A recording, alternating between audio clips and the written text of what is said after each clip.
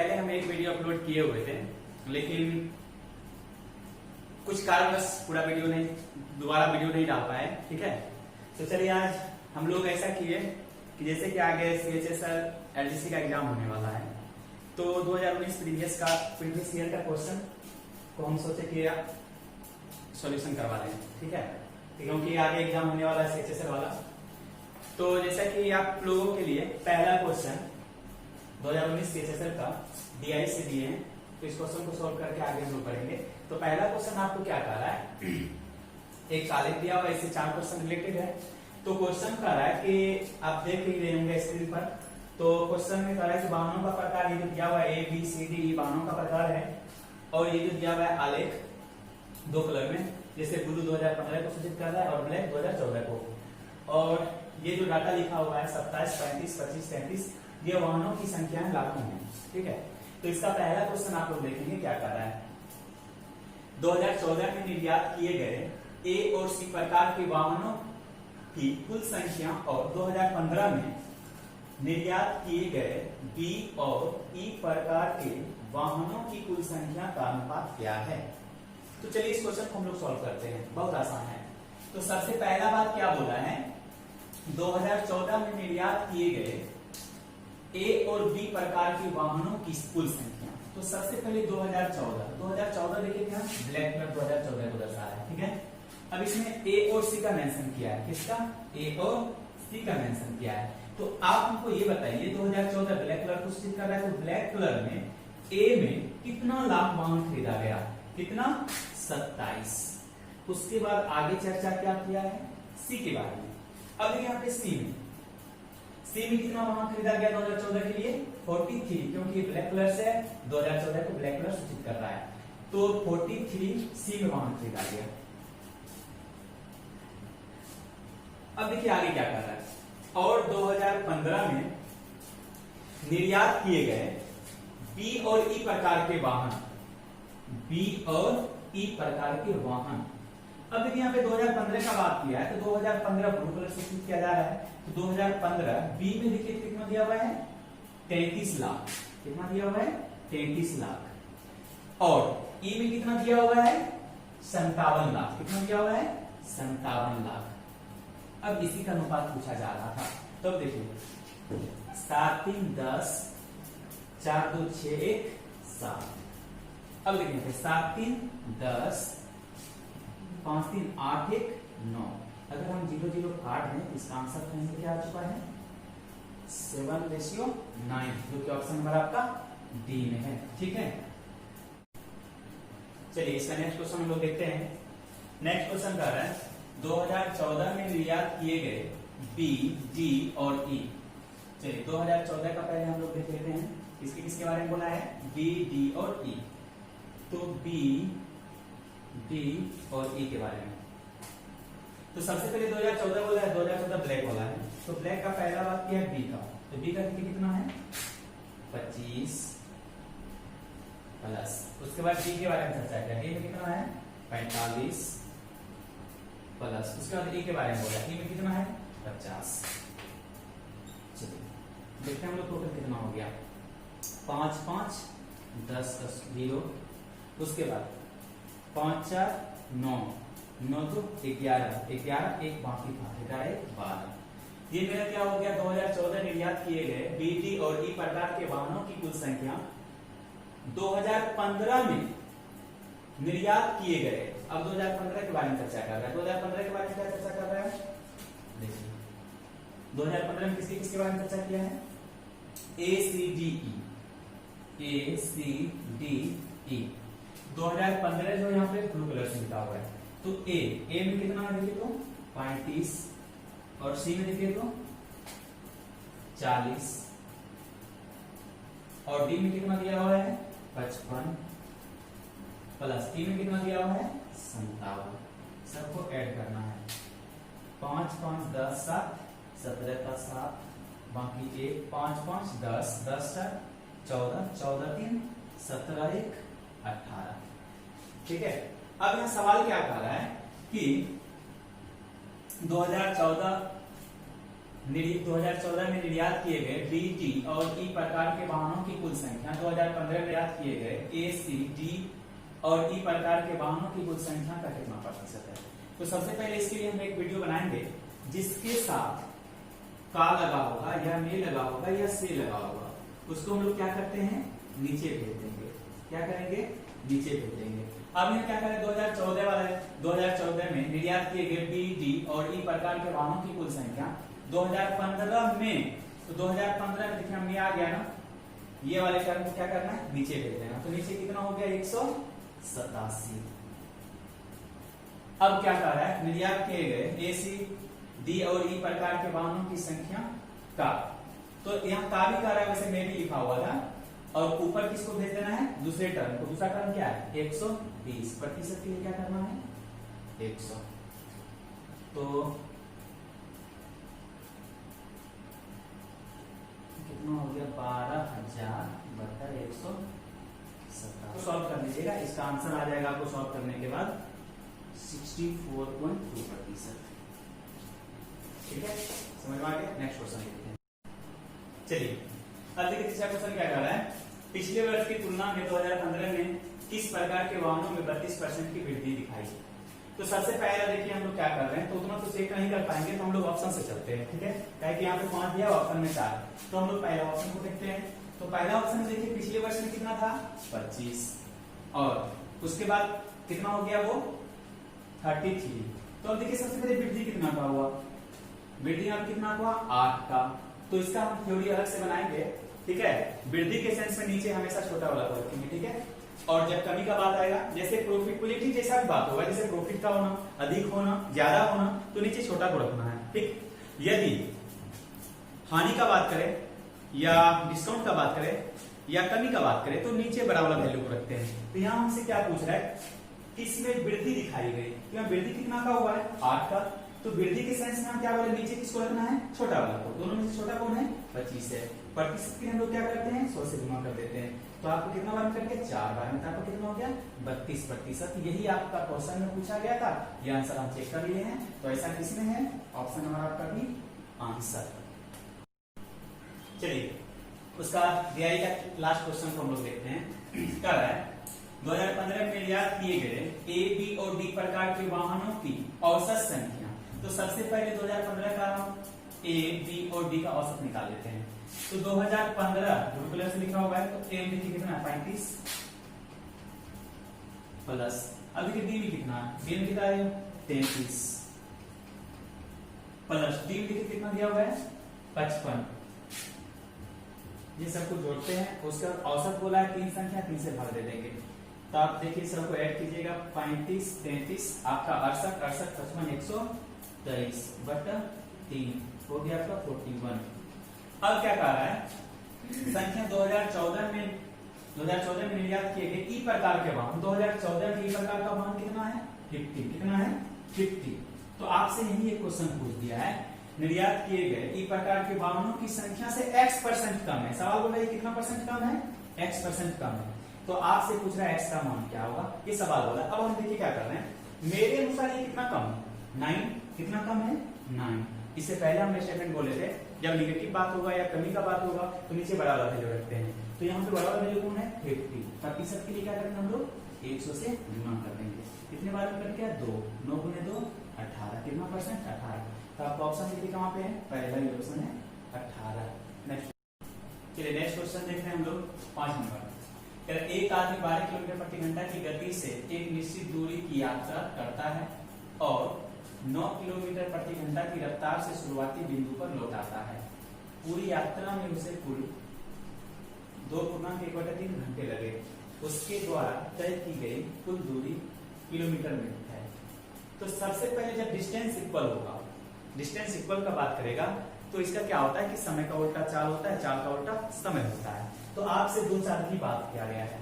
देखिए यहाँ पे एक चाल बोला है 12 किलोमीटर प्रति घंटा और दूसरा चाल है 9 किलोमीटर प्रति घंटा। ये मेरा क्या है, चाल है। ठीक है, अब ये यहाँ पे क्या कह रहा है, हम क्या बोले, जब डिस्टेंस इक्वल हो, दूरी बराबर होगा, तो आपका समय का उल्टा चाल, चाल का उल्टा समय होगा। ये आपका क्या दिया हुआ है चाल, तो जस्ट इसको पलट देंगे हम लोग, क्या निकल जाएगा समय, तो 9 और 12 आवर हो जाएगा। और आप लोग बचपन से ही जानते हैं कि चाल बराबर दूरी बटा समय, या अगर हम लोग दूरी बराबर कर दें चाल गुने समय।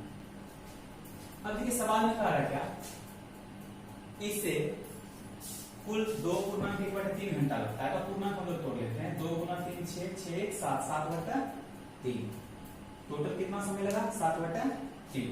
अब देखिए हम लोग देखते हैं कि हाँ मेरे अनुसार कितना समय लग रहा है, ठीक है, इसका हम वीडियो अपलोड करेंगे, टेंशन मत लीजिए आप लोग, ये तुलना कर रहे हैं।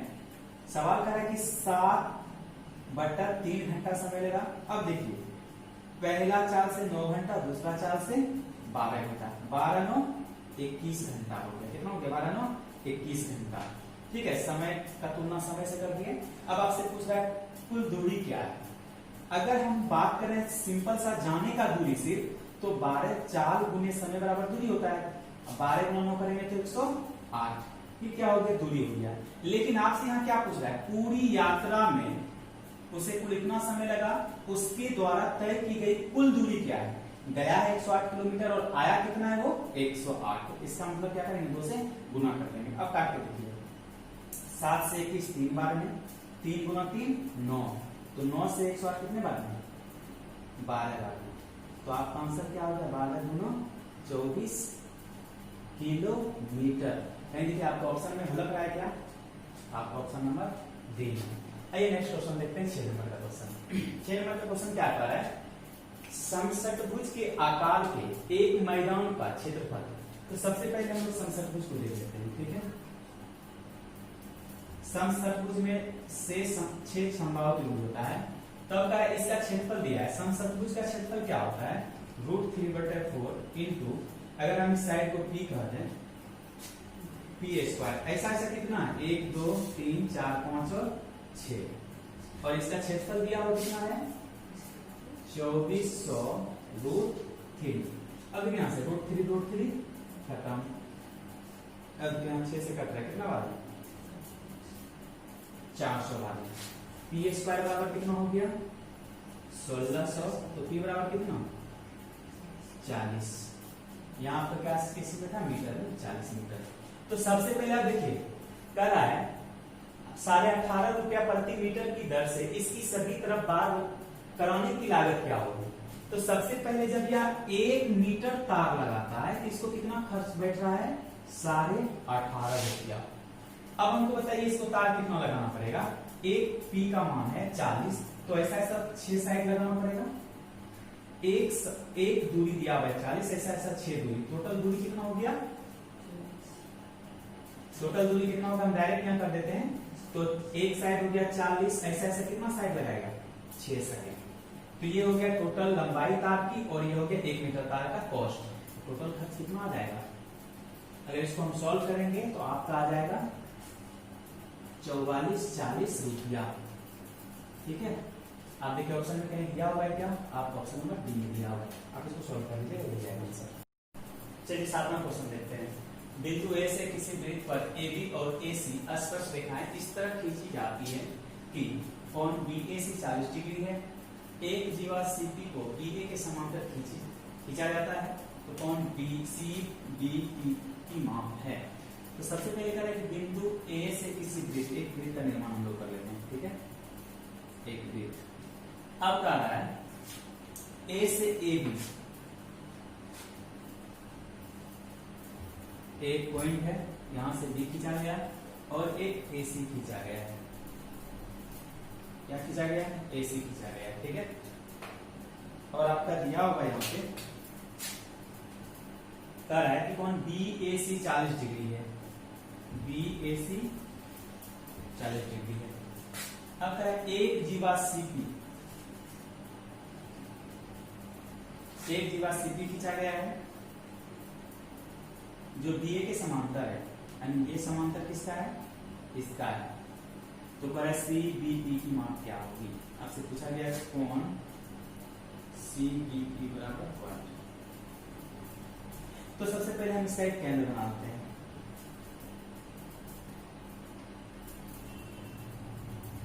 आपको पता होगा जीवा के केंद्र से परिधि पे जैसे टच कराएंगे स्पर्श रेखा आपको लंब हो जाती है, ठीक है। ये 90, ये 90, ये 40, तो चतुर्भुज के चारों कोणों का योग 180 होता है। 90 90 360 होता है। 90 90 180 40 में ये कितना हो जाएगा 140 डिग्री, ठीक है, 140 डिग्री। अब अगर हम इसको यहां ऐसे करके मिला देते हैं तो हमको रूल पता है, केंद्र परिधि पे बना कोण, केंद्र पे बना कोण का आधा होता है, कितना हो जाएगा 70। आप चाहे तो इसको नहीं भी लिख सकते हैं, कोई दिक्कत नहीं है, ठीक है। अब देखिए यहाँ पे हमसे पूछा है CBP, CBP, इसीलिए हम इसको क्या करेंगे, एक दूसरे को टच करा देंगे, ठीक है, CBP। अब हमको पता है यहाँ पे 140 डिग्री दिया हुआ, कितना दिया हुआ 140। अगर ये 140 दिया हुआ है, ये दोनों त्रिज्या क्या है, त्रिज्या, इसका मतलब ये दोनों कोण बराबर होगा। तो अब हमको त्रिभुज के, ये त्रिभुज नजर आ रहा है आपको क्या, यह एक त्रिभुज नजर आ रहा है, एक कोण दिया हुआ 140, दो कोण बराबर होगा, तो दोनों कोणों का योग कितना होना चाहिए 40 डिग्री। 40 में यह हो जाएगा 20 और यह हो जाएगा 20, ठीक है ना। अब हमको एक चीज बताइए, ये समांतर है, ये दोनों समांतर है, ये अगर 70 है, ये यहां तक का योग कितना होना चाहिए 110 डिग्री, क्योंकि समान ये दोनों क्या है, समांतर रेखा में अगर ऐसे मिला दें तो ये दोनों कोणों का योग कितना होता है 180 डिग्री होता है।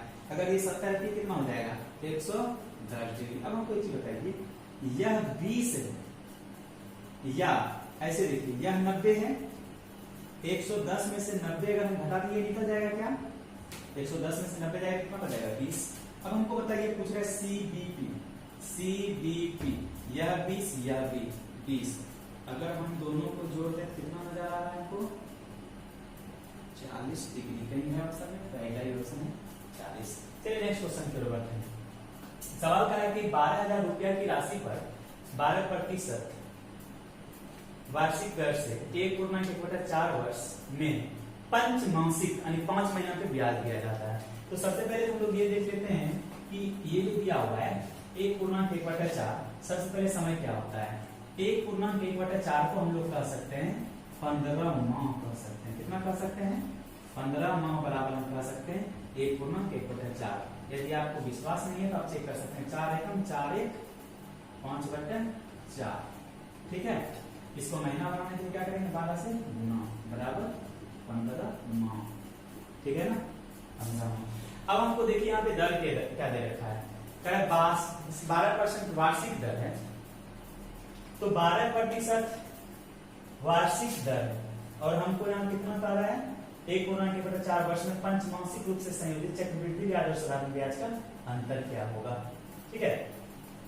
तो हमको बताइए कि 12% वार्षिक दर, इसका मतलब महीना में 1 रुपया हुआ, 12% 12 महीने में 12 रुपया, 12% एक महीना में कितना हुआ 1 रुपया। तो पंचमासिक तो 5 महीने में कितना दर चलेगा 5%।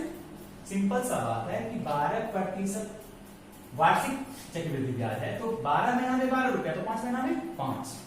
तो चलिए 5 महीना में 5 के दर से हमको निकालना है 3 वर्ष तक चक्रवृद्धि ब्याज। वैसे बहुत सारे स्टूडेंट को याद भी होगा, वैसे हम निकालने के लिए बताते हैं। अगर फर्स्ट ईयर केगा तो 5, सेकंड ईयर केगा तो 5, और ब्याज के ऊपर ब्याज 25, आपको कितना हो गया 10 25।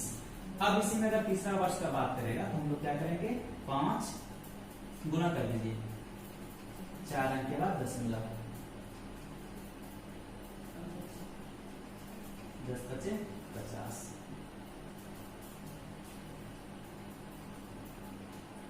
हो गया आपका टोटल 15 76 25। ये आपका क्या निकाले हम, इसको हम लोग कहेंगे चक्रवृद्धि ब्याज, और साधारण ब्याज क्या हो जाएगा SI, तो वही हो जाएगा 5 इसी दोनों का अंतर पूछ रहा है। तो सबसे पहले सवाल बोला कितना रुपया 12,000।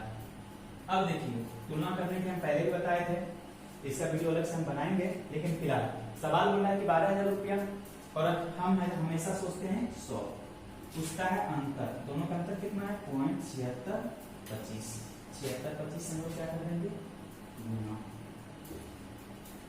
अब इसको आप गुना भाग करके देख लीजिएगा, आंसर आपका आ जाएगा 91.5। ये आपका पहला आंसर हो गया। देखिए 9 नंबर क्वेश्चन क्या कह रहा है कि कुल एबीसी की भुजाएं, एक त्रिभुज एबीसी बना लेते हैं, ठीक। एबीसी की भुजाएं एबी और एसी को क्रमशः डी और ई तक बढ़ाया जाता है। एबी को कहां तक बढ़ाया गया, डी तक, और इसको कहां तक बढ़ा दिया, ई तक। अब क्या करें, बिंदुओं तक बढ़ाया जाता है। सीबीडी कोण सीबीडी और बीसीई समद्विभाजक पी पर मिलती है। ये दोनों का विभाजक जो कहां मिलती है, पी पर मिलती है। अगर कोण ए बराबर 72 डिग्री दिया हुआ है तो कोण पी का मान क्या होगा, ये बराबर 8 कर दिया। तो ये तो डायरेक्ट थ्योरी से है, ये बार बार क्वेश्चन पूछा भी जाता है। तो यदि हमको ये कोण पूछेगा तो इसका रूल होता है, आई मीन कोण पी बराबर, ठीक है, कोण पी बराबर जाएगा 90 माइनस 72/2। अगर हम इसको काटेंगे कितने बार में कट जाएगा, 36 बार में। तो 36 90 में घटाएंगे कितना हो जाएगा, 54 डिग्री। ये रूल होता है। यदि इसके लिए रूल क्या होता है, अगर यहाँ कुछ और दिया रहा था, जैसे कि 72 की जगह पे x दिया रहा था, अगर वो पूछा होता तो इसका रूल क्या होता है, कोण p बराबर हो जाता 90 माइनस x/2 हो जाता, ठीक है। उसी तरह से तो का अंकित मूल्य मतलब fp हो गया। fp कितना दिया हुआ है, 600 रुपया दिया हुआ है। पहले से 25% छूट दिया, इसका मतलब इसे बेचेंगे कितना, 75 में, ठीक है। हो सकता है बाकी बच्चों को समझ में नहीं आए, जो भी क्लास के बच्चे हैं उसको सबको समझ में आएगा, क्योंकि ये सब ऑलरेडी बता चुके हैं क्लास में, ठीक है। तो आप लोग टेंशन ना लें, नेक्स्ट वीडियो बनाएंगे क्लास का जो होगा, चैप्टर वाइज चलेगा। तो अब देखिए यहाँ पे क्या होगा, 0 0 कट जाएगा, कितना हो गया आपका 450 हो गया, ठीक है, 450 हो गया।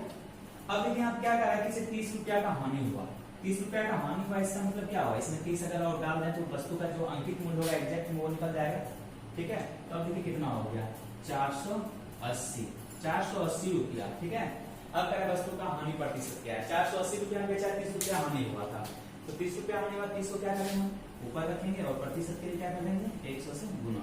चलिए देखते हैं हम लोग, 0 0 कट गया, 16 से कट गया, 4 से कट गया, कितना बना 25 बना।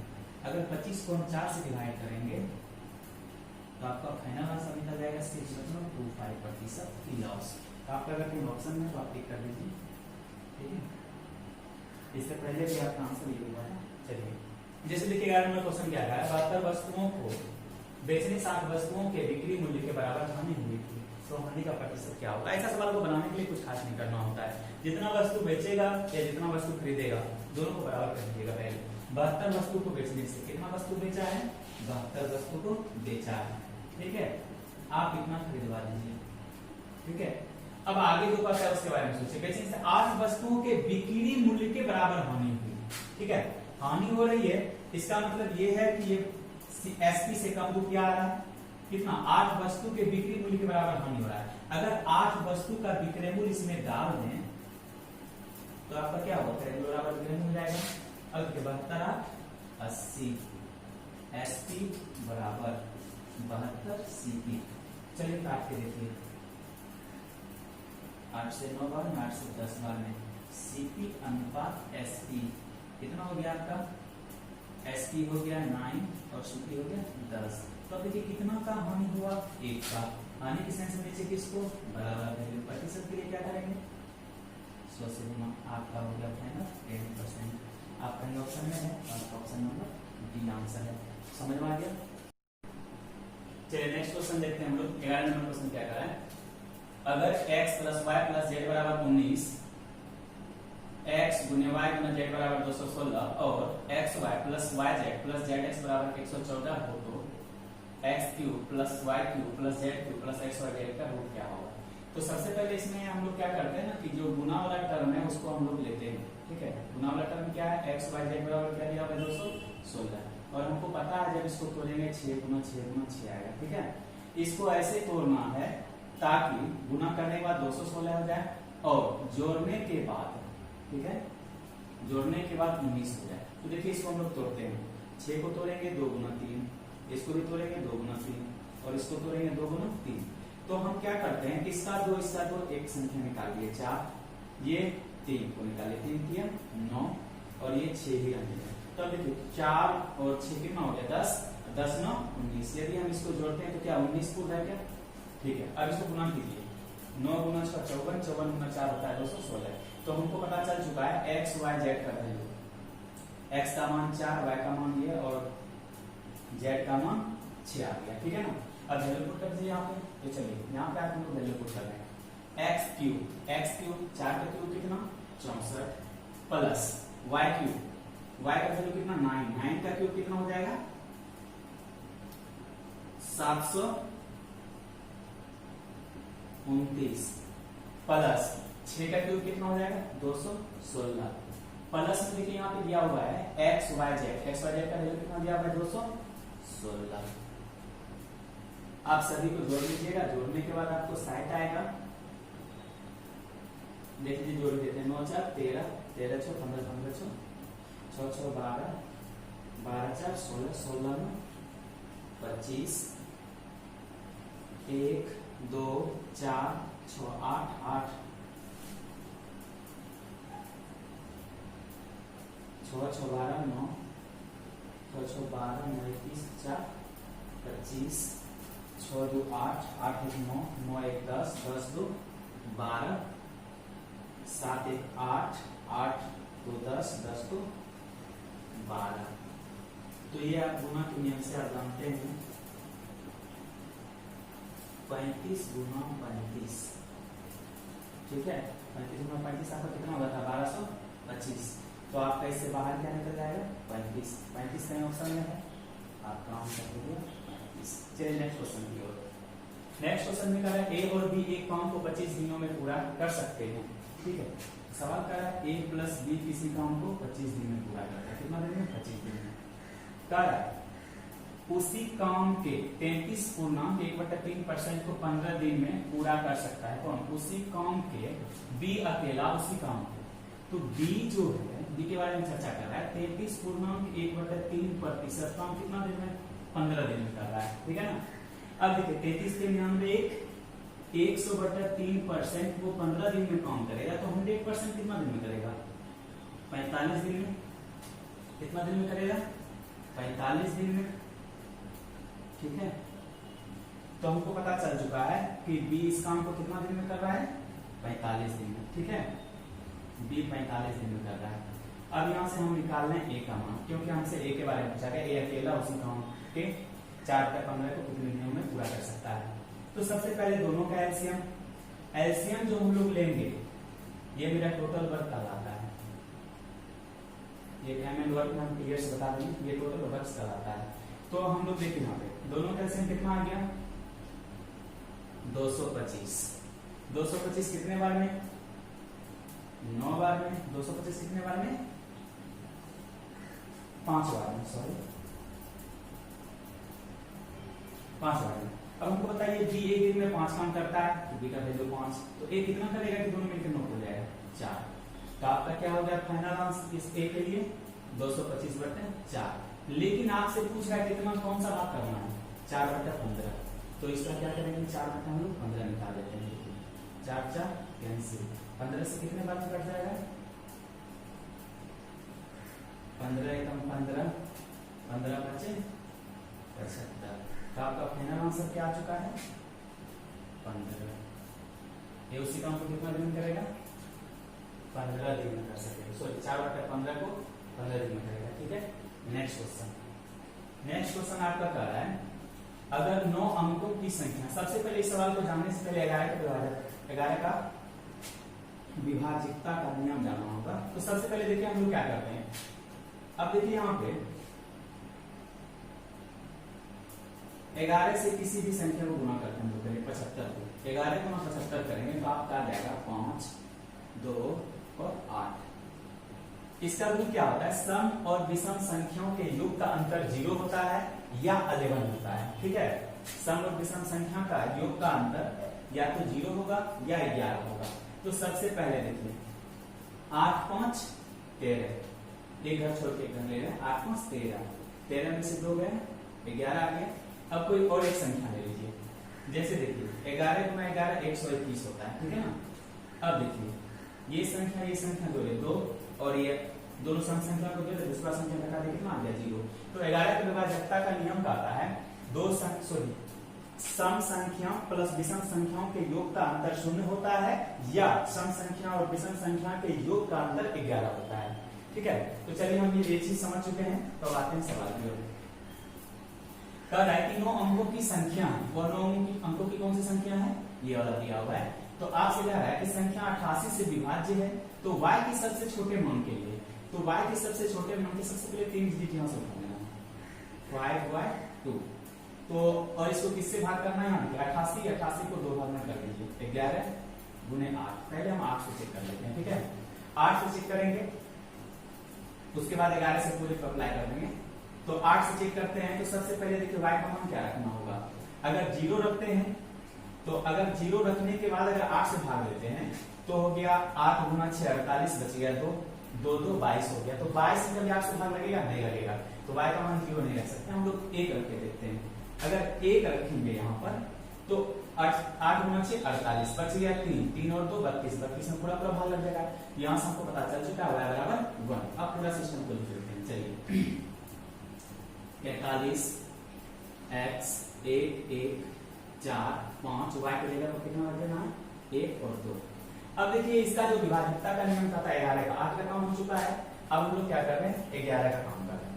देखिए जो एक घर छोड़ के सम को ले रहे हैं। ठीक है, अब देखिए इसको जोड़िए, 5 2 7 7 1 8 8 4 12 प्लस x। ठीक है ना। अब दूसरी संख्या देखिए, 3 1 4 4 8 1 9। हम क्या बोले थे, दोनों का अंतर या तो 11 होगा या तो 0 होगा। तो आप 0 से भी बना सकते हैं, 11 से भी बना सकते हैं, आंसर वही आएगा। चलिए इसको सॉल्व करते हैं। देखिए 12 प्लस x, ये उधर जाएगा कितना हो जाएगा 20, क्योंकि 11 प्लस 9 20। अब यहाँ से x बराबर कितना निकल गया, 20 में से 12 गया 8। चलिए x y का वैल्यू पता चल चुका है और x का वैल्यू पता चल चुका है। अब हमसे पूछा क्या है, 3x, x का मान कितना है 8 माइनस 2, y का मान कितना है 1, 8 या 24, 24 में से 2 जाएगा कितना बच जाएगा 22। क्या 22 नहीं आपके आंसर में नजर आ रहा है क्या, यस, बी में आपका ऑप्शन है 22। तो आपका आंसर ये हो चुका है। ठीक है, चलिए नेक्स्ट क्वेश्चन देखते हैं 15 नंबर। अगर 8x square plus y square minus 12x minus 4x plus 9 equal to 0 है, तो 14x माइनस 5y का मान क्या होगा। तो कुछ खास नहीं करना है यहाँ पे। कभी भी आपको लग रहा है कि 8x स्क्वायर किसी भी संख्या का स्क्वायर है या स्क्वायर होगा, कभी भी हाँ होगा 2√2 x का होल स्क्वायर होगा, लेकिन कहीं भी रूट में आ रहा है नहीं ना। तो हम लोग क्या करते हैं ना, पहले 8x स्क्वायर को तोड़ लेते हैं, 4x स्क्वायर। ठीक है, अब देखिए 9 भी है और 9 का 3 और इसका 2, 9 का 3 और इसका 2, 3 गुने 2 6, और फार्मूला के अनुसार होता है 2 इसमें 6 गुना 2 12x होगा, इसलिए हम यहाँ पे ऐसा लिख देते हैं। ठीक है, प्लस 9 एक हो गया इक्वेशन।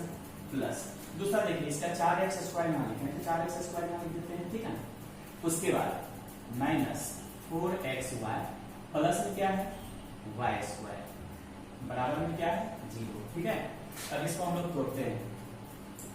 तो देखिए तोड़े ना तोड़े तो ये क्या हो जाएगा 2x का whole square minus 2x into 3 plus 3 का होल स्क्वायर। अब उसी प्रकार से यहाँ इसको हम लिखेंगे 2x का whole square minus 2 into 2x into y plus y का होल स्क्वायर बराबर 0। ठीक है, अब देखिए यहाँ पे अगर ऐसा लिखने को हम कर सकते हैं 2x माइनस 3 का whole square plus 2x minus y का होल स्क्वायर बराबर 0। ये दोनों टर्म बराबर 0 है। तो एक बार पहले इसको हम ऐसे कर लेते हैं 3x माइनस 2x माइनस 3 बराबर 0।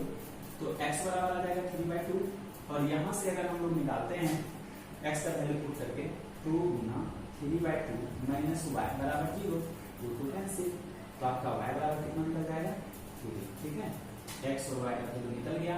अब हम क्या करते हैं यहाँ पे पुट कर देते हैं 14, x का मान कितना है 3/2 माइनस 5, y का वैल्यू कितना निकाले हैं 3। तब देखिए इसको काट के देखिए कितने बार निकलेगा 7 बार में। 7 गुना 3 बराबर कितना हो जाएगा 31 माइनस 15 बराबर 6। क्या आपका ऑप्शन नंबर डी में अवेलेबल है। चलिए नेक्स्ट क्वेश्चन की ओर आगे हम लोग बढ़ते हैं। ठीक है, इसको निकालें। तो चलते हैं 16 नंबर क्वेश्चन कर रहा है अगर x प्लस वाई बराबर 7, x गुने y बराबर 10 है तो 1/x³ प्लस 1/y³ बराबर y। तो कुछ खास नहीं करना है यहाँ, उसी तरीका से पहले गुना वाला को देख लेते हैं। 10 को कैसे लिख सकते हैं 5 गुने 2, इसके अलावा तो कोई कर्म है नहीं, लेकिन इसको जोड़ेंगे कितना हो जाएगा 5 जोड़ 2 7। ये फाइनली सेट हो गया 5 2 7, 5 गुने 2 10। तो अब हमको पता चल चुका है x का वैल्यू 5 है और y का वैल्यू 2, या तो y का वैल्यू 5 और x का वैल्यू 2 हो जाएगा। किसी का भी हमको क्या मतलब आंसर से हो गया, ठीक है ना। तो चलिए देखते हैं 1/5 का क्यूब कितना 125 प्लस 1/2 का क्यूब कितना 8। अगर इसको हम लोग सॉल्व करेंगे तो दोनों का एलसीएम आ जाएगा आपका 1000। 1000 कितने बार में 8 बार में, 1000 कितने बार में 125 बार में। यदि हम जोड़ के देखें तो शायद 133 आएगा बटा 1000। अगर इसको हम लोग सॉल्व करेंगे तो आपका आ जाएगा 0.133। ठीक है, क्यों गलत आया। चलिए ऑप्शन नंबर सी में, ठीक है। आगे बढ़े, नेक्स्ट क्वेश्चन देखते हैं 17 का। ठीक है, 17 का त्रिकोणमिति का है, कोई खास नहीं, ये सब वैसे भी आप लोगों के क्लास में बता चुके हैं। तो आइए देखते हैं हम लोग कॉट को क्या लिख सकते हैं, cos थीटा बटा sin थीटा। ठीक है, इससे भी सॉल्व होगा, लेकिन फिलहाल हम समझा रहे हैं इसीलिए 1 - sin थीटा। अब देखिए इसको क्या लिख सकते हैं, sec थीटा बराबर होता है 1/cos थीटा, और tan के लिए क्या लिख सकते हैं sin थीटा बटा cos थीटा। ठीक है ना। अब इसको देखिए cos थीटा बटा sin थीटा, लेकिन यदि हम पूरे को सॉल्व करें तो यहां हो जाएगा क्या 1 - sin थीटा, लेकिन अगर इसको तोड़ें cos थीटा, सॉरी दोनों का एलसीएम कितना है cos ही है, cos थीटा, और यहाँ पे कितना हो जाएगा 1 प्लस sin थीटा। अब देखिए a plus b into a minus b, इसका क्या हो जाएगा cos थीटा बटा sin थीटा बटा 1 माइनस sin स्क्वायर थीटा बटा cos थीटा। तो दिक्कत, अब इसको तोड़ दीजिए cos थीटा बटा sin थीटा, बटन में अगर हम सीधा करके लिखेंगे तो उलट जाएगा cos थीटा बटा cos square theta. cos square theta से cos स्क्वायर कट जाएगा, बचेगा 1/sin थीटा। 1/sin थीटा को हम लोग क्या लिख सकते हैं cosec थीटा। ठीक है, पेन मार्केट में लग रहा है, आपका ऑप्शन नंबर ये में लग रहा है, ये आपका फाइनल आंसर है। ठीक है, चलिए नेक्स्ट क्वेश्चन 18 नंबर का देखते हैं। कह रहे कि O केंद्र वाले किसी वृत्त में AD एक व्यास है। सबसे पहले तो O केंद्र वाला एक वृत्त, ठीक है, इसका केंद्र क्या दिया हुआ है O, AD एक व्यास है। तो हम लोग क्या करते हैं यहाँ से इसको AD को प्लस कराते हुए एक लाइन खींचते हैं। ठीक है, ये O और AC एक जीवा है, AC एक जीवा है। ठीक, AC पर कोई बिंदु B है, यहाँ एक बिंदु B देखते हैं। एक बिंदु B इस तरह है कि O भी बराबर 5, यहां से इसको क्या किया मिला दिया। ठीक है, O भी बराबर 5 दिया हुआ। अब क्या है, और कोण OBA, OBA बराबर कितना दिया हुआ है OBA 60 डिग्री। और कह रहा है कि अगर कोण DOC यहां से देखिए तो कोण DOC कितना दिया हुआ है 60 डिग्री है। तो आपसे BC का लंबाई पूछ रहा है, BC बराबर 1। तो चलिए हम लोग देखते हैं, ये जो सवाल में दिया हुआ था, अब इसको हम सॉल्व कैसे कर रहे हैं। सबसे पहले देखिए यह त्रिज्या, यह 60 डिग्री है। अगर हम इसको ऐसे टच करते हैं तो ये दोनों भुजा बराबर है, तो ये दोनों कोण बराबर होगा। ये दोनों कोण क्या होगा, ये कोण बराबर होगा। अगर ये 60 है तो बाकी दोनों कोणों का योग कितना होगा 120। 120 को दो बराबर भाग में बांटेंगे तो यह भी 60 और यह भी 60। लेकिन हमको पता है अर्धवृत्त का कोण समकोण होता है, यह कितना होगा 90 डिग्री होगा। 90 में यह 60 हुआ तो यह भी कितना हो जाएगा 30 होगा। ठीक है, क्योंकि अर्धवृत्त का कोण समकोण होता है। ये 7 एक समबाहु त्रिभुज हो गया, और ये 7 तो ये 30 होगा, तब ना अर्धवृत्त का कोण समकोण होगा। चलिए और देखते हैं हम लोग। अब बताइए यह 60 यह 90 तो यह कितना होगा 60 90 150 तो यह होगा 30 डिग्री होगा। ठीक है, यह कितना होगा 30। अब देखिए इस त्रिभुज के बारे में बात कर रहे हैं, BO, यह 30, यह 60, तो यह कितना कहलाएगा? 90 डिग्री होगा। ठीक है, कोई दिक्कत है? कितना डिग्री होगा? 90। अब हमको एक चीज और बताइए, इसको नहीं भी निकालेंगे तो चलेगा। देखिए कैसे, अगर ये 60 है तो स्ट्रेट लाइन का कोण कितना कहलाता है?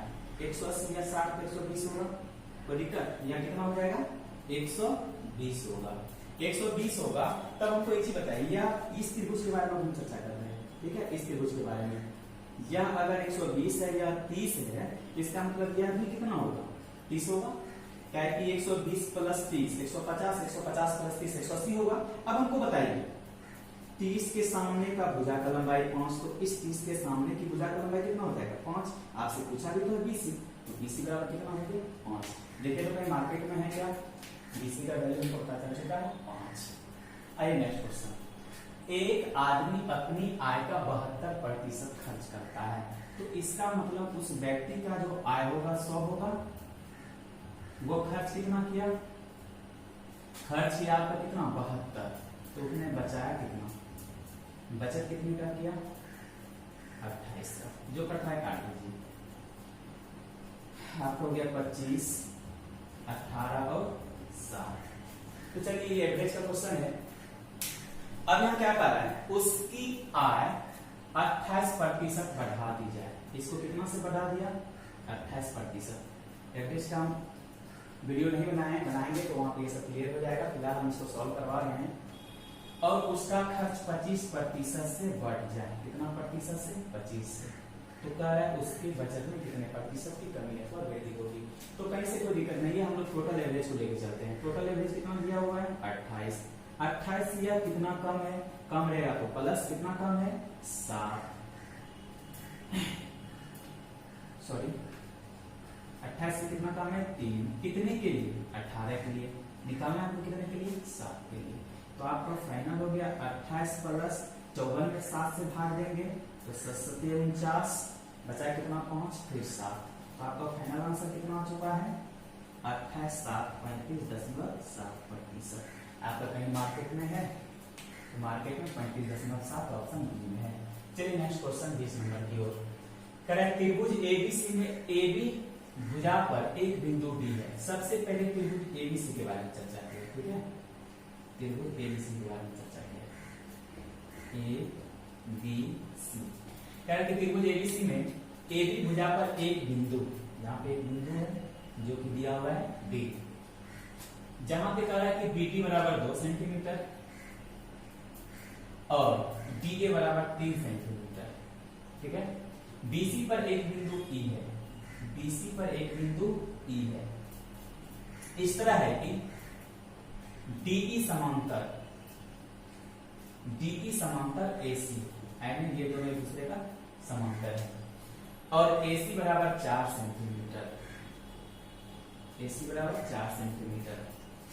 तो कह रहा है त्रिभुज BDE, कहां गया त्रिभुज BDE का क्षेत्रफल और समलंब चतुर्भुज ACED का क्षेत्रफल का अनुपात क्या होगा? तो सबसे पहले इसका रूल क्या होता है कि भुजा का स्क्वायर बराबर होता है, भुजा के स्क्वायर का अनुपात बराबर क्षेत्रफल का अनुपात होता है। तो सबसे पहले त्रिभुज BDE का क्षेत्रफल हम लोग देखते हैं। त्रिभुज BDE का क्षेत्रफल आपका कितना हो गया? देखिए तो क्या बोले हम? भुजा का स्क्वायर का अनुपात बराबर क्षेत्रफल के स्क्वायर, सॉरी क्षेत्रफल का अनुपात। तो BDE का देखिए, इसका भुजा क्या दिया हुआ है? 2 दिया हुआ, इसका क्षेत्रफल कितना हो गया? 2 का स्क्वायर 4। अब आइए पहले त्रिभुज ABC का क्षेत्रफल हम निकाल लेते हैं। त्रिभुज ABC का क्षेत्रफल, इसका भुजा कितना दिया हुआ है? इसका भुजा कितना दिया हुआ है? 5। तो कितना हो गया? 5 का स्क्वायर 25। अब देखिए हमको ये टोटल त्रिभुज का क्षेत्रफल दिया हुआ है 25 और इसका क्षेत्रफल दिया हुआ है 4, ये टोटल का क्षेत्रफल दिया हुआ है 25, तो इसका क्षेत्रफल कितना होगा? 21, ठीक है ना? अब देखिए आपसे क्या पूछा है? त्रिभुज BDE का क्षेत्रफल, त्रिभुज BDE का क्षेत्रफल कितना दिया हुआ है? 4 अनुपात समलंब चतुर्भुज ACED का क्षेत्रफल, इसका कितना दिया हुआ है? 21। तो आपका फाइनल आंसर आ गया 4:21, जो कि आपका ऑप्शन ए में दिया हुआ है। चलिए नेक्स्ट क्वेश्चन देखते हैं 20 नंबर क्वेश्चन। अगर cos square 2 cos square theta minus 5 cos theta plus 2 equal to 0, यदि थीटा का मान 0 और 90 के बीच लाइज कर रहा है तो cos theta plus cos theta equal to 1 क्या होगा? तो सबसे पहले इसको हम लोग एक बार थीटा का वैल्यू से निकाल थीटा का वैल्यू रख के चेक कर लेंगे, ठीक है। वैसे भी 60 डिग्री रखने के बाद वैल्यू आंसर आ जाएगा, तो इसे हम लोग निकाल दें इसका 2 cos square theta minus 5 cos theta plus 2 equal to 0। तो इसको हम लोग लिख सकते हैं 2 cos square theta minus 4 cos theta minus cos theta plus 2 equal to 0, ठीक है। यहाँ 2 cos थीटा कॉमन ले लेंगे तो हो जाएगा आपका cos theta minus 2 minus 1 common ले लेंगे cos थीटा माइनस 2 बराबर 0। तो आ गया आपका 2 cos थीटा माइनस 1 बराबर 0, एक आ रहा है cos थीटा माइनस 2 बराबर 0, ये तो वैल्यू नहीं है। अब cos थीटा बराबर कितना हो गया 1/2, तो ये तो होता है वैल्यू cos 60 डिग्री का होता है, cos में से थीटा बराबर कितना 60 डिग्री। तो चलिए हम लोग वैल्यू करके देख लेते हैं। cos x 60, थीटा का मान अगर 60 रखते हैं तो cos x 60 का वैल्यू कितना होता है 2/√3 प्लस, अब देखिए cot 60 का वैल्यू क्या होता है, cot 60 का वैल्यू होता है 1/√3, तो बराबर क्या हो गया 3/√3 काट √3 कट जाएगा। तो आपका फाइनल आंसर क्या हो गया √3। या तो आप थीटा का वैल्यू रख के चेक कर सकते हैं, उससे भी निकाल सकते हैं, कोई दिक्कत नहीं है। आइए नेक्स्ट क्वेश्चन 22 की ओर। तो 22 के में बताया कि यदि tan थीटा गुने tan अल्फा, अगर theta plus alpha equal to 90 degree होगा तो हमेशा इसका मान क्या होगा 1 होगा, ठीक है ना। tan theta into tan alpha बराबर 1 कब होगा जब अल्फा प्लस थीटा बराबर 90 डिग्री होगा। तब देखिए इस रूल से हम लोग चलते हैं, ठीक है। देखिए 13 प्लस 70 90, इसका वैल्यू 1, और 37 प्लस 53 1, 45 का तो 1, तो ऊपर का सारा सेक्शन कितना हो चुका है 1 हो गया। अब आइए नीचे का लिखा हुआ है 2 cosec स्क्वायर 60 डिग्री, तो अभी जस्ट यहाँ पे लिखे थे हम cosec का वैल्यू कितना होता है 2/√3, तो गुने 2/√3 का whole square bracket cos 60 degree का मान होता है 1/2 का होल स्क्वायर माइनस 3 60 डिग्री का मान 1/2 प्लस 2। अगर इसको हम लोग सॉल्व करते हैं देखिए कितना आएगा 1/2 गुने 4/3 ब्रैकेट में आपका हो गया 1/4 माइनस 3/2 प्लस 2। अगर इसको सॉल्व करेंगे हम लोग तो 1/8/3, ये पूरा ब्रैकेट वाले को सॉल्व कर लेते हैं हम लोग, 4 हो गया 1 माइनस 6 प्लस 8, 1/8/3 गुने, अब देखिए 8 1 9 9 में से 6 हो गया 3/4, वो 2 बार में कटेगा तो ऑप्शन आंसर आ जाएगा 1/2, जो कि आपका ऑप्शन नंबर बी में है, ठीक है। चलिए नेक्स्ट क्वेश्चन जो है अच्छे का पसीना ढाल देता है, ठीक है, बहुत स्टूडेंट से घबरा जाता है। इसको सॉल्व करते हैं, थोड़ा देखिएगा, हम डायरेक्ट सॉल्व करते चले जाएंगे, आप लोग देखिएगा थोड़ा सा। अब देखिए यहाँ पे सबसे पहले तो आप बड़ा से कुछ जानते होंगे, पहले का क्रिया होता है, तो सबसे पहले का है तो हम लोग लिख देते हैं 3/4, का है तो 3 3 9 9/16, का मतलब और का मतलब हुआ का मतलब हो गया गुना, यहाँ भी का मतलब हो गया गुना, यहाँ भी हो गया और का मतलब गुना। अब देखिए यहाँ पे डायरेक्ट गुना करके लिखेंगे 3 3 9/16, लेकिन यहाँ भाग है, ये क्या है भाग है, तो भाग है तो उलट जाएगा ना, तो 9/16 है कि 16/9, ठीक है, गुने 4/3 प्लस। अब देखिए यहाँ पर यहाँ भी का है तो देखिए यहाँ से यहाँ का है तो ये कट रहा है, ठीक है, वैसे यहाँ भी कट रहा था, आप काट सकते हैं, चलिए इसके बाद में काटेंगे 2, यहाँ पर क्या हो गया 5/2, भाग को गुना में लाएंगे तो ऊपर 2 माइनस ब्रैकेट में यहाँ पर कटने वाला है क्या 3 से। अब यहाँ पे क्या हो गया, अगर 3 से काट दिए तो आपका फाइनल क्या हो गया 2/3 प्लस अब गुना कर देंगे 5 बटे 9, ठीक है। अब देखिए इसको मिटाकर हम यहाँ लिख देते हैं। अब जो कट रहा है उसको काट दीजिए। देखिए 3 से कितना बार या तो इसी को काट दीजिए, 4 से 4 के नसीब। अब कितना हो गया 16 बटा 9 प्लस 2 2 खत्म, बच गया 5 माइनस। अब दोनों का अगर इससे निकाल के देखें तो 9 आएगा और 6 प्लस 9 कुछ नहीं है तो 7 कितना 9 16 प्लस 45 माइनस।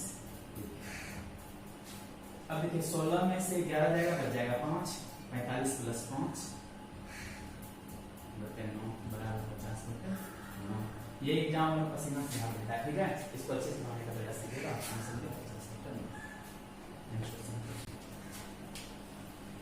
चलिए देखिए 24 नंबर क्वेश्चन।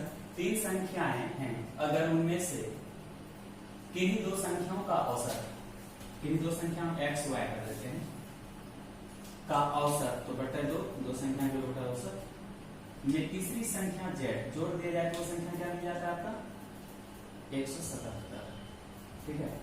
उसी प्रकार से कह रहा है अब दूसरे के लिए, तीसरे के लिए उसी प्रकार से x y बटा 2 किए तो बार y प्लस z बटा 2 करेंगे प्लस x बराबर कितना 163। अब कह रहा है कि z प्लस x बटा 2 प्लस y बराबर कितना 138। अगर ये सब को जोड़ेंगे तो ध्यान दीजिएगा क्या होगा। अगर ये सब को हम जोड़ें तो देखिए 1 2 3, इसका मतलब क्या हो गया, सबको जब जोड़ेंगे तो यहाँ आ जाएगा 2x 2y 2z, तो हमेशा हो जाएगा 2x plus y plus z बटा 2 प्लस में देखिए x y z x plus y plus z। अगर ये सब को जोड़ेंगे तो फाइनल रिजल्ट कितना आएगा 7 3 10 18 का 8 हो गया, 7 6 13 13 3 16 16 1 17 का 7 हो गया, 3 4 हो गया। अब कैसे 2 2 कैंसिल। अब यहाँ फाइनल क्या हो गया x plus y plus z x plus y plus z 2x plus y plus z बराबर कितना हो गया 478। काट करके देखो 2 बार में कट गया, 3 बार में कट गया 916, ठीक है। तो अब देखिए x plus y plus z का वैल्यू निकल गया, लेकिन यहाँ से एक और वैल्यू निकल रहा है, थोड़ा ध्यान देंगे तब समझ में आएगा। अब देखिए अगर इसको ऐसे तोड़ते एलसीएम लेंगे तो यहाँ क्या होगा x plus y plus z, यहाँ 2z हो जाएगा 2z। चलिए इसको नीचे सॉल्व करते हैं, नहीं दिख रहा होगा, चलिए इसको ऐसे करते हैं x plus y plus 2z बराबर 2 जो हम गुना हो जाता तो 14 का 4 34 से 35 से 7 आना। अब देखिए यहाँ पे x plus y plus 2z और यहाँ पे x plus y plus z, तो x plus y plus z का वैल्यू अगर हम घटा दें, x plus y plus z का वैल्यू हम घटा दें, दिया हुआ है कितना, सॉरी यहाँ पे मिस्टेक हो गया है 9 होगा, ठीक है। अब देखिए घटा दें कितना 239। तो अब देखिए यहाँ से इसको अगर हम घटा दें, ये कटा यहाँ बच गया z बराबर कितना हो जाएगा 14 में से 9 दिया 5, बच गया 4 4 में से 3 गया 1 और 3 में से 2 दिया 1, z का वैल्यू निकल गया। इसी प्रकार से हम लोग क्या करेंगे, इसके सहायता से हम इसका वैल्यू निकालेंगे, किसका x का वैल्यू निकालेंगे। इसी प्रकार से जब हम घटाएंगे, देखिए हम क्या करेंगे, आपकी बात इतना हम करने नहीं जाएंगे, x यहाँ 2x होगा तो x हम लोग कैसे निकालेंगे, इसको गुना कर देंगे 2 से 6 16 गुना 32 माइनस 239। अब देखिए 16 में से 9 गया 7, अब बचेगा कितना 11 में से 3 गया 8, ठीक है। ये x का निकल गया। उसी तरह से हम लोग z का निकाल x का, y का निकाल लेते हैं। y के लिए हम लोग क्या करेंगे 2 से गुना करके इसको घटा देंगे, 16 13 36 27, 1 239 घटा देंगे तो फिर 16 में से 9 गया 7, अब बच गया यहाँ कितना आपका बच गया 6 6 में से 3 गया 3। अब देखिए इनको x y z का वैल्यू निकल गया। अब सवाल में क्या कर रहा है, दी गई संख्याओं में से सबसे बड़ी संख्या कौन है, तीनों में देखिए तो 87 37 और 115। सबसे बड़ा संख्या क्या है 115। सबसे बड़ी और सबसे छोटी संख्या दोनों में छोटी कौन है 37 का औसत। दो संख्या का औसत तो दोनों को जोड़ के क्या हो गया 7 5 12 का 2 3 1 4 1 5 बटा 1 बटा 2 बराबर कितना 7 गुना 14 और 14 12। आपका आंसर क्या आ गया 76। 76 नहीं है क्या आपका ऑप्शन नहीं। चलिए अब देखते हैं आपकी सवाल है वो रेशियो का है। ठीक है, सवाल बहुत इजी है लेकिन ऐसा ऑप्शन ही दे दिया है कि आपको थोड़ा सा समय लग जाएगा, तो कोई दिक्कत नहीं है, टेंशन मत लीजिए। आप लोग वैसे भी रेशियो करके आता है। वैसे ये सवाल आपके असाइनमेंट में है, ठीक है, लेकिन इसका सॉल्यूशन थोड़ा इजी है, इसका थोड़ा टफ है। टफ भी नहीं कहा है, देखिए बहुत आसान है, थोड़ा देखिएगा। सबसे पहले कहा है कि 4360 रुपया की राशि, कितना रुपया 4360, ठीक है। अब कहा इसको बांटा जाना था एबीसी में, किस में देखिए एबीसीडी में किस अनुपात में बांटा जाना था 3 4 5 8। देखिए टोटल रुपया कितना हो गया 8 5 13 7 8 5 13 4 17 3 20। अब देखिए लेकिन गलती से कितना में बंटवारा होगा वो अनुपात हम डायरेक्ट यहीं से निकाल लेते हैं। जब भिन्न में दिया रहता है उसका हम लोग क्या करते हैं, इसको कैसे बनाते हैं कि हर का एलसीएम लेके उसको घटा के हम लोग सॉल्व कर लेते हैं। देखिए 3 4 5 8 का एलसीएम 120 आता है। 120 से यहाँ अगर गुना करते हैं तो 40 दिया 120, अगर यहाँ 120 से गुना करेंगे 30 दिया 30 120, 120 से गुना करेंगे 24 5 120 और 15 8 120। ये सबको जोड़ेंगे तो देखिए 5 4 9 और 4 3 7 2 9 1 10 109 हो गया। अब हमको एक चीज बताइए आप, ये जो राशि है पहले प्रकार जो बांटा गया था 20, वही राशि ना बांटा गया आपके बार 109 हो गया। राशि तो सेम होगा ना, तो हम लोग क्या करेंगे राशि को बराबर करेंगे। राशि को बराबर करने के लिए क्या करेंगे हम लोग 109 से यहाँ गुना और 20 से यहाँ गुना, ठीक है ना। 20 से सबको करना नहीं है 20 से और यहाँ 109 109 109 109। अब देखिए सवाल का रहा टोटल कितना रुपया बांटा गया है 4360। मेरे अनुसार देखिए कितना राशि बांटा गया 20 गुना 109, 20 गुना 109 करेंगे तो आपका आ जाएगा 0 18 का 8 और 10 गुना 20। ये सेट आप देखें तो आपके 2 बार में कट जाएगा, ठीक है। कितना बार में कटा 2। अब आपको कुछ करना नहीं है, आपको देखना क्या है ऑप्शन में क्या दिया हुआ है बी ए सी डी सब दिया हुआ है, तो आप चेक कर सकते हैं, ठीक है। तो चेक देखिए यहाँ पे करेंगे 327, यहाँ तो कम का बात कर रहा है, सॉरी यहाँ का नतीजा यह हुआ है। तो अब देखिए यहाँ पे कह रहा है कि बी को सबसे पहला ऑप्शन में बी को 318 रुपया अधिक मिला, तो बी को देखिए कितना रुपया मिलना चाहिए था 436 रुपया, लेकिन मिला है कितना 600। 436 मिला कितना 600। देखिए यहाँ कितना हो गया 4 6 1, वहां जो 2 बचा होगा काट के 2 से समय गुना करके चेक करते जाएंगे तो कितना हो गया आपका 8 32, यानी 328 रुपया होना चाहिए, लेकिन यहाँ दिया हुआ कितना 318, ये तो नहीं होगा। चलिए नेक्स्ट क्वेश्चन, नेक्स्ट ऑप्शन देखते हैं इसका। सी को 132 रुपया कम मिला, सी को मिलना चाहिए था 545, 9 बचे 45 5 कम 5 कितना 545, लेकिन मिला कितना 24 गुना 48 480 रुपया।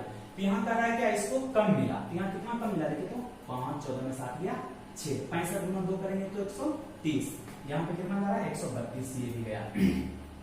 तीसरा ऑप्शन ए को 956 रुपया अधिक मिला, तो अब देखिए ए को मिलना चाहिए था कितना 327, लेकिन मिला कितना 800। घटाइए इसको 3 7 और 7 में से 4 2 से गुना करके देखिए 6 14 8 1 9 900 कितना रुपया मिलना चाहिए था 46, लेकिन मिला है कितना 956, ये भी गया। अब तो आंसर यही होना चाहिए, लेकिन फिर भी चेक कर लेते हैं। देखिए डी को कितना मिलना चाहिए था 872, देखिए 8 नंबर 72 8 नंबर और मिला के 300 रुपया 15 गुना 20 कितना हो गया 2 7 5, इसको 2 से गुना करेंगे 2 गुना 4 14 का 4 10 11 11 से 44 रुपया इसको कम मिला, 11 से 44 रुपया इसको कम मिला, ठीक है। ये आपका आज एसएससी सीएचएसएल का पूरा सिलेबस, सॉरी फर्स्ट शिफ्ट का पूरा क्वेश्चन कंप्लीट हो गया। नेक्स्ट वीडियो में देखेंगे।